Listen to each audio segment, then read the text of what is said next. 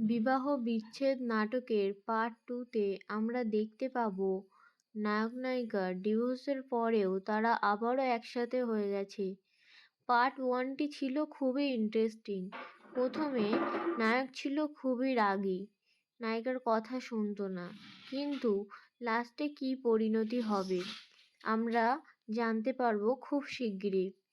তো নায়কের মা বলছে যে অফিস যাওয়ার আগে খেয়ে যেতে, কিন্তু নায়ক রেগে বেরিয়ে গেল।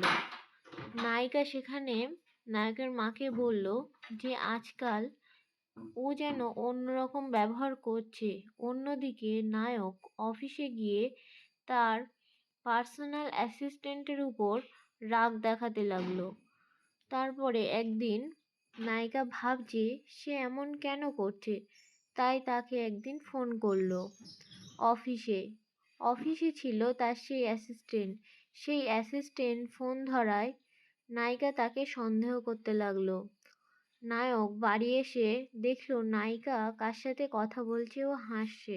নায়কও তখন তাকে সন্দেহ করতে লাগলো। এইভাবে আবারও ঝগড়া বেঁধে গেল। নায়কের মা এসে বলায় তাও থামলো না। তখন বলল চলো খেয়ে নাও সবাই। অন্যদিকে সেই অ্যাসিস্ট্যান্টটা একদিন নায়িকাকে একটা ডাক্তারের বাড়ি যেতে দেখে। সেই ডাক্তারটি ছিল নায়িকার ছোটবেলার বন্ধু।